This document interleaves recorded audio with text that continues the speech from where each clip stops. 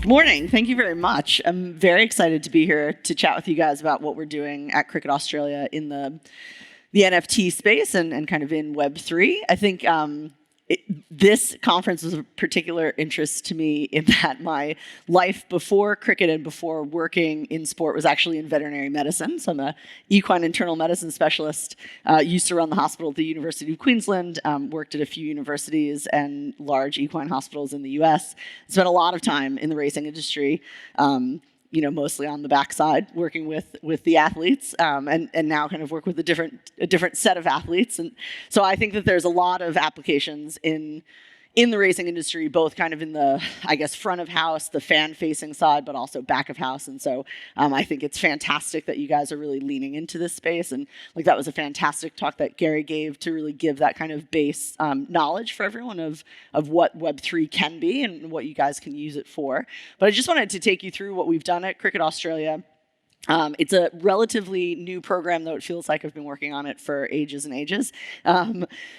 It is our digital collectibles program. It's called Crick Rush, and happy for you guys to take a look at crickrush.cricket.com.au is our website. And so, I think I probably don't even need to go through some of my early slides because we've had such a great kind of prep of what the space is. But sports and artists, musicians, companies, everyone's kind of leaning into this space of using NFTs to monetize their digital goods, to look at the IP that they have and look at new ways of connecting with fans, looking at connecting with new generations, and having that authenticity of an ownership that you can pass along with it. Excuse me.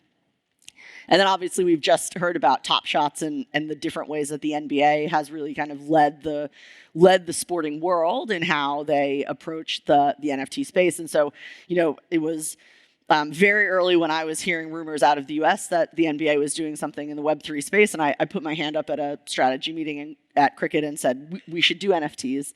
And everyone looked at me like, what are you talking about? And they said, oh, fine, yeah, go ahead. If you want to do it, you can go and take a look at it. And I think I tried to follow the Top Shot model as we kind of went into it. It was the easy thing to explain to people. It was the height of the bubble, so it was very shiny to show to the board members. There was a lot of dollars being thrown around in the space, and so it was a good way to get the company to kind of lean into what has happened. But we tried to take I tried to take a holistic approach to why we were kind of getting into the Web3 space. And so, for cricket and for racing as well, it's a global sport, right? So, we are second in the world behind soccer with the most number of fans, about 2 billion cricket fans around the world, mostly thanks to the 1 billion Indian people who are all mad for cricket. And NFTs are really borderless, right? So again, like that example of the shirt, the Nike hoodie that's in a store versus the Nike hoodie that's online. It's very difficult for us to kind of get our product into India for lots of reasons of supply chain and all of those things. But the NFTs, you can mint them anywhere. Anyone can access them. And so it really supports our idea of brand globalization. I think we are starting to look to how we build the Australian cricket brand overseas. And so for me, I think this is a really great foray into that. Again, with that ownership piece, it allows fans to own a slice of the game that they love. And so, we have such a really rich history. We have hundreds of hours of digitized archive. We're digitized all the way back to the early 70s. And there's so many iconic moments in cricket that have happened in Australia that we own the footage for. And it connects with fans in different ways, right? So maybe it is just a great sporting moment, or maybe it's the first match that you went to with your dad. I mean, there's so many ways that people connect with our sport, and allowing fans to kind of have ownership of that emotional connection that they have is really critical to us. Because again, as we have heard about it sounds like you guys heard earlier in the week, the more engaged people are, the more they're going to spend. And so for us, it really wasn't a revenue first approach. It was a fan engagement first approach. And I think that's been really critical. The other thing is it helps us tell the story. It helps us tell the story around the moments and around the players. Again, we know that fans that have a favorite player are more likely to buy tickets to watch on TV, to have a membership, to enroll their kids in Cricket Blast. So we want to drive that kind of that passion for the sport itself, but also that player connection. And then also the communities that you can build around it are really incredible. And so I think a lot about kind of the Venn diagram of the Web3 world and the cricketing world. And I think we appreciate and we accept that the overlap of those two circles are pretty small right now. But I think about how do we use this technology to merge the two? So how do we take people who are cricket fans and cricket tragics and start to bring them into this new world of Web3? And then how do we reach into the Web3 world, reach into those new demographics, into those younger fans, and bring them into the cricketing world? And I think the NFTs and the communities that you can build around them is an amazing way to do that. So when the ICC, the International Cricket Council, launched their NFT program, they were a little bit ahead of ours. I was on their Discord as they did their first drop, and it was all timed for India, so I think it was like 2 in the morning for us. And everyone was talking about where they were in the world. And one guy was complaining about how early he had to get up or how late he had to stay up, and he was in Seattle.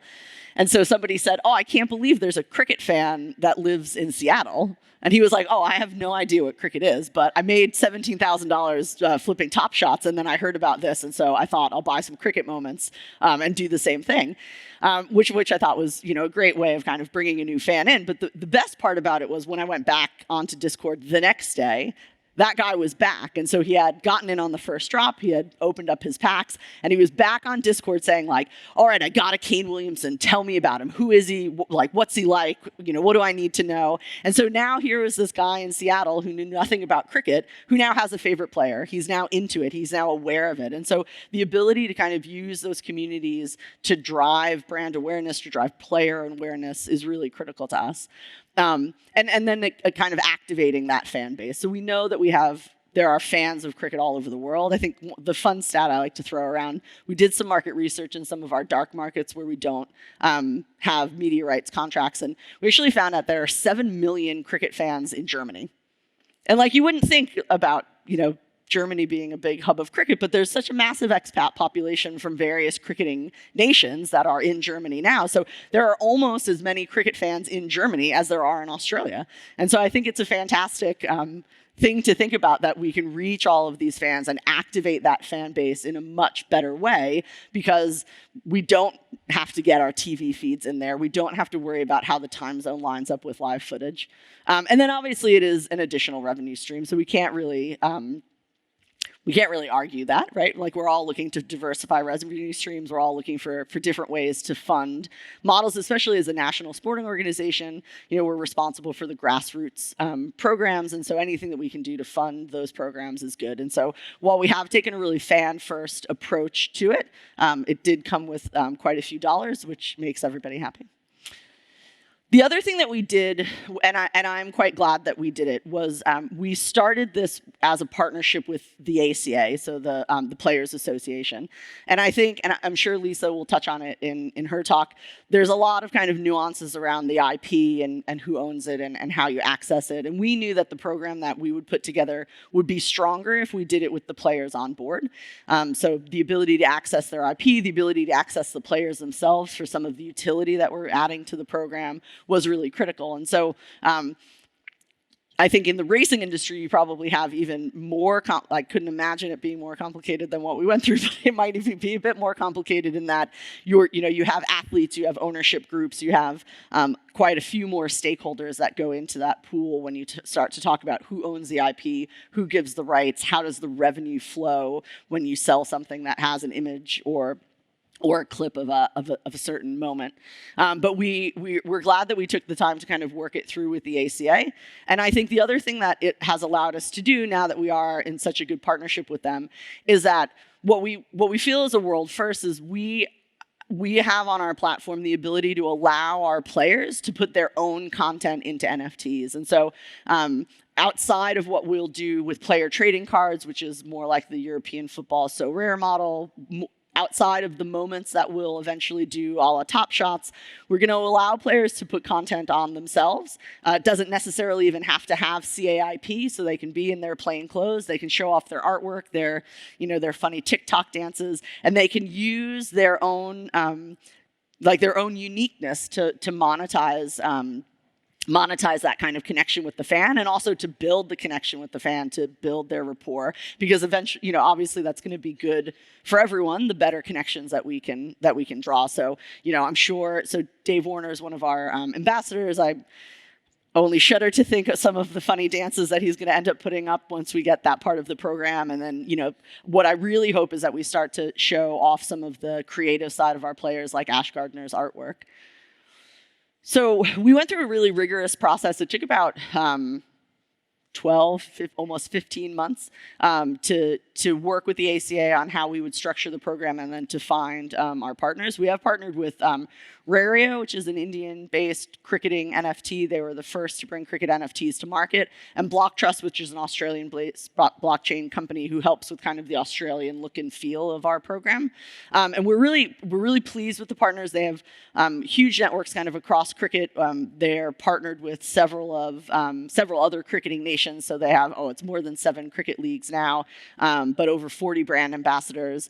And because they have an association with Dream Sports, which is the largest fantasy gaming site in India, we have access to 120 million fantasy users in India that we can offer our program to. And so I think the interesting thing for us was that we signed our agreement in March of last year. And I think if you guys remember from the timeline that Gary showed earlier, that was about a month or so before everything started to go south for the Web3 industry. And so, one, we were quite pleased that we got the deal across the line at that time, but it meant we had to significantly pivot how we were going to go to market. So what we initially thought is that we would do a Top Shot model. We would have moments, they would be traded, on the market just for the sake of owning a piece of cricket. But what we quickly realized is that model wasn't going to really work anymore. It wasn't going to work at the volume that we wanted it to. And we had always said that utility was going to be critical to what we did. And so what we ended up doing in this first season, so Crick Rush was launched in October of last year, we really have kind of built the plane as we're taking off. And we've completely flipped the model and now are on a kind of a player trading card based model where you can collect the NFTs, but you can also use them in an online strategy game. So our partner kind of within months built an online fantasy game that you can use the NFTs to play in. And then also it unlocks access to money can't buy experiences. So I gave away probably, I think, 27 VIP hospitality tickets across the summer of cricket to Crick Rush holders. And then we also had experiences where you could come early in the morning before the test started and stand outside the boundary rope and watch the teams warm up, which was fantastic. One lucky group, Steve Smith came over and had a 20-minute chat with him while he was doing his warm up. So that was unexpected, and we loved it. And so those are the things that we're going to continue to build, because we know that's kind of the engagement that the fans are really looking for. So I'm running out of time. I'm going to leave you just kind of with our hype video of what we're really trying to build. Again, it's a fan-first, a fan-focused, a fan engagement program that just also happens to be diversifying our revenue streams. And Nick, and Joan, they hold the catch when the English were dropping theirs. Brown.